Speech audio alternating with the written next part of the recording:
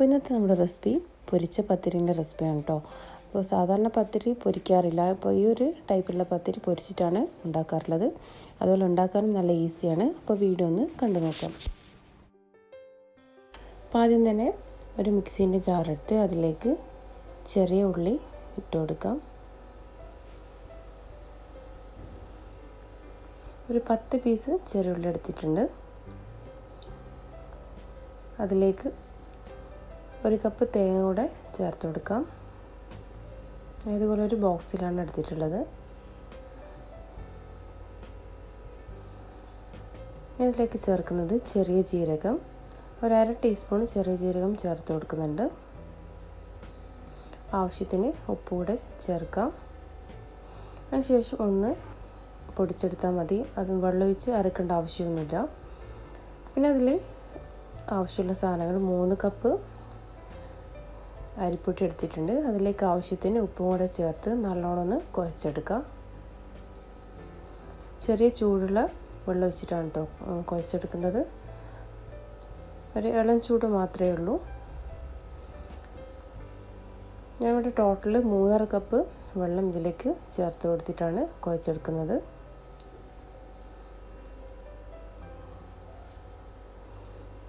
കൂടുതൽ ചൂടുള്ള വെള്ളം ഒഴിക്കുമ്പോൾ അരി നന്നായി ഒട്ടിപ്പിടിക്കാൻ ചാൻസ് ഉണ്ട്. അപ്പോൾ ഇളം ചൂടുള്ള വെള്ളം മാത്രം ചേർത്ത് കൊടുക്കുക.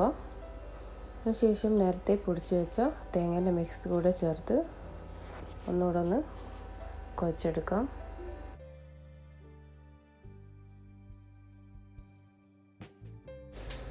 അപ്പോൾ അരി കുഴച്ച മിക്സിലേക്ക് കുറച്ച് കരിഞ്ജീരകം കൂടെ ഇട്ട് കൊടുക്കാം. 1/2 ടീസ്പൂൺ കരിഞ്ജീരകം ചേർത്ത് കൊടുത്താൽ മതി. അതിനുശേഷം നല്ലോണം കുഴച്ചെടുക്കാം.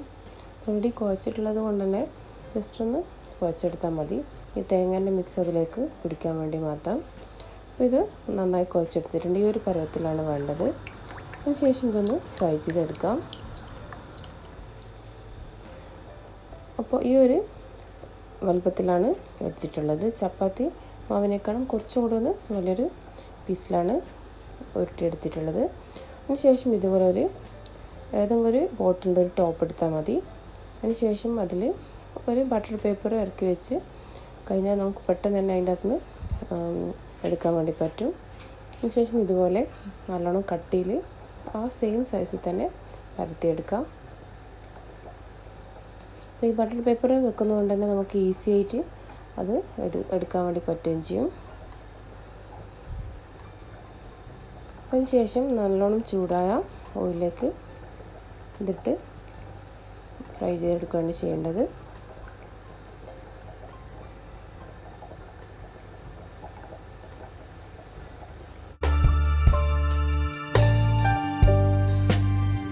ഈ ഒരു ബട്ടർ പേപ്പർ വെക്കുന്നതുകൊണ്ട് തന്നെ കുറച്ചും കൂടെ ഈസി ആയിരിക്കും ആ ടോപ്പിൽ നിന്ന് എടുക്കാൻ വേണ്ടിയിട്ട്. ഞാനിപ്പോൾ ന്യൂട്ടെല്ലേൻ്റെ ഒരു ടോപ്പാണ് എടുത്തിട്ടുള്ളത്.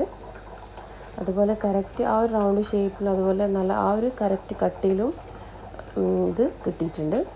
അപ്പോൾ കട്ടി കൂടുതലുണ്ടെങ്കിൽ നിങ്ങൾക്ക് കയ്യിൽ വെച്ച് ജസ്റ്റ് ഒന്ന് പ്രസ് ചെയ്തെടുത്താൽ മതി.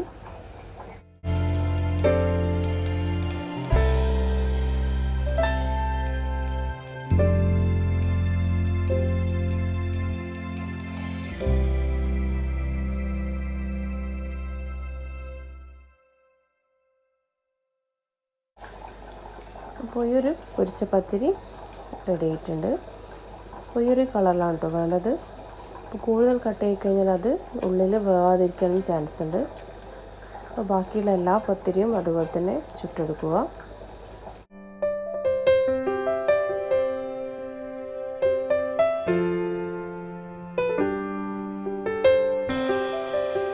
അപ്പോൾ ഈ ഒരു റെസിപ്പി ട്രൈ ചെയ്ത് എല്ലാവരും കമൻസൊക്കെ അറിയിക്കുക. ജസ്റ്റ് സ്പൈസസ് പറയുന്ന ചാനൽ ഇഷ്ടപ്പെടുന്നവരുണ്ടെങ്കിൽ എന്തായാലും സബ്സ്ക്രൈബ് ചെയ്യുക. വീഡിയോ ഇഷ്ടപ്പെട്ടാൽ ലൈക്ക് ചെയ്യാനും ഫ്രണ്ട്സിനൊക്കെ ഒന്ന് ഷെയർ ചെയ്ത് കൊടുക്കുക. അപ്പോൾ ഇൻഷാ അല്ലാഹ് നല്ലൊരു വീഡിയോ ആയിട്ട് കാണാം. Thanks for watching.